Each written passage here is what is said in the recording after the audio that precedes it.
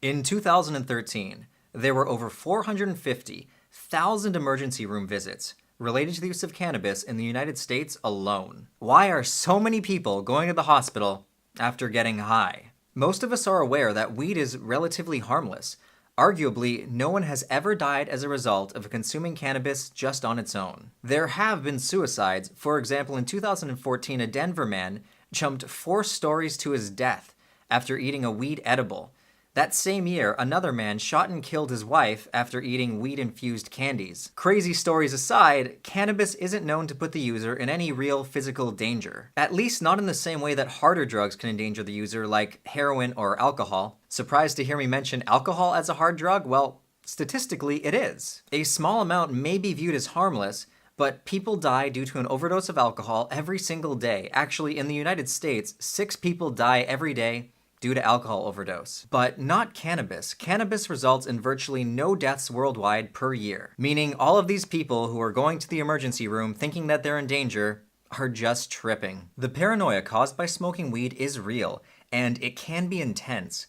It can actually be just as intense as the paranoia caused by what are thought to be more serious psychedelics, such as magic mushrooms or LSD. People always downplay the severity of cannabis anxiety, particularly those who are smoking it regularly and who are enjoying the anti-anxiety effects. However, they forget to realize that everyone's body reacts differently to every different substance. Let's figure out how cannabis can produce so much paranoia and how to deal with that paranoia. Or, at the very least, just understand where it's coming from. To do this, first we need to understand how cannabis affects the brain on a molecular level. Cannabis contains tetrahydrocannabinol, or more easily said, THC. THC resembles the neurotransmitter anandamide. Anandamide is a naturally occurring cannabinoid within our brains. The natural cannabinoids are specialized neurotransmitters that are released by neurons after they've been fired. Whenever we have a thought, the neurons in our brains begin firing. Usually after firing, those neurons become temporarily unresponsive. This is to prevent them from overreacting. Cannabinoids interrupt this process throughout certain parts of the brain, meaning when you smoke weed, your brain is becoming saturated with cannabinoid molecules. So when those neurons are firing, instead of becoming temporarily unresponsive after firing, they get set to like rapid fire mode. This translates into your thoughts becoming more magnified and more connected. In terms of anxiety, it can mean that when you begin thinking of an anxious thought, it can be extremely difficult to let go of that anxious thought. And the result can be that your anxiety gets magnified beyond rational levels, convincing you that there is something wrong, when actually the only thing that's wrong is you're just unable to let go of a ridiculous thought. There are also cannabinoid receptors in the areas of the brain that control short-term memory, coordination, and learning. If users find that these areas are becoming too stimulated, then this can also add to their anxiety. And since their thoughts are already magnified, any worries of losing control of their, coordination or thought processes can also be intensified, meaning it can be quite easy to get anxious and frightened. So why do some people who smoke weed feel a decrease in anxiety, whereas with others they only feel an increase in anxiety? Well, cannabinoids also affect the levels of dopamine and norepinephrine within the brain. This can often lead to the user feeling more relaxed and euphoric, as well as lessen any physical pain that the user may be suffering from in their everyday life. This is why cannabis is often an effective treatment for just pain relief in general. Furthermore, people who have been exposed to excessive stress and trauma have been observed to have fewer cannabinoids naturally in the brain. This could explain why THC has a relaxing and anti-anxiety effect in some people. In theory, the THC would replenish the regulatory compounds in those who are lacking them. This connection has been noted in certain individuals who are suffering from PTSD, which would explain why cannabis can be an effective treatment for PTSD. Considering what we know, it would be accurate to say that certain users who may be predisposed to certain anxiety disorders may have an increase of anxiety when cannabis is consumed. But in the same regard, that can be flipped on its head, and users who have certain anxiety disorders can actually feel a decrease in anxiety when cannabis is consumed.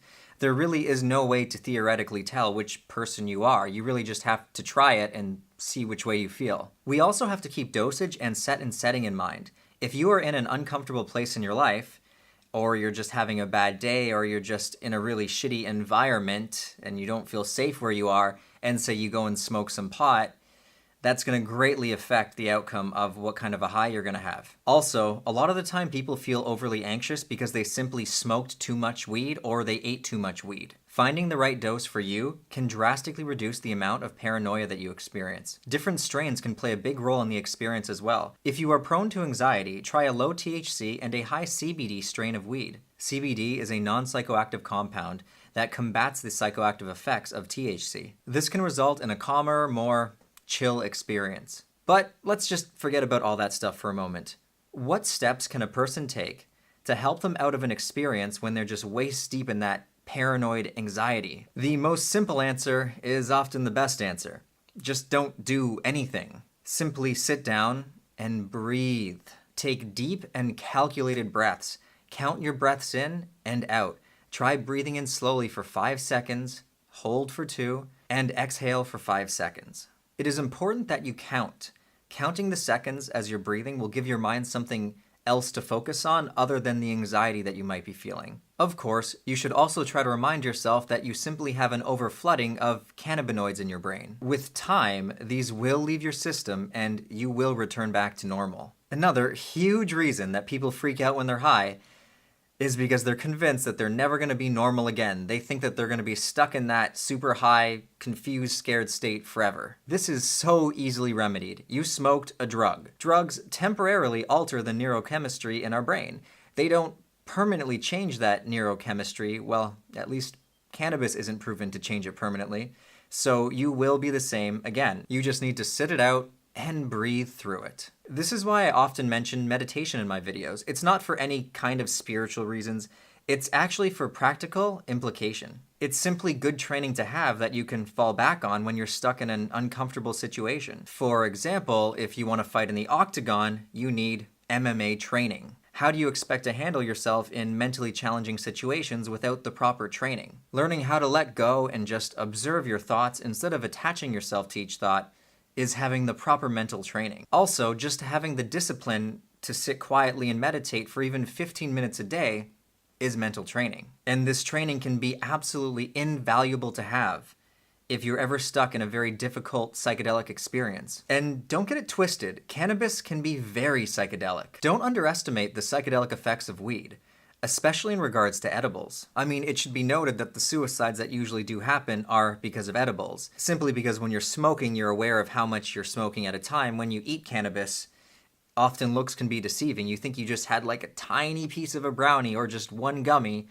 when in fact you had many milligrams of THC and you just weren't ready for that. Often people who even smoke cannabis daily can't handle edibles. It affects them in a very different way, but that's information for another video. I hope you guys enjoyed this video. If you're all interested in more personal, philosophical type videos from me, we just posted a video on our second channel called DMT Myths. So if you're curious about that, then you can check that out there. Be sure to subscribe to our second channel if you want to see more weekly content. And it is thanks to your continued support on Patreon that we are able to make these videos in the first place. If you guys want to check out Patreon, then please visit patreon.com to do so. Thanks for watching, everyone. If you enjoyed this video, please leave a like. If you haven't already, then subscribe to our channel for more psychedelic-related content. Till next time, take care, guys.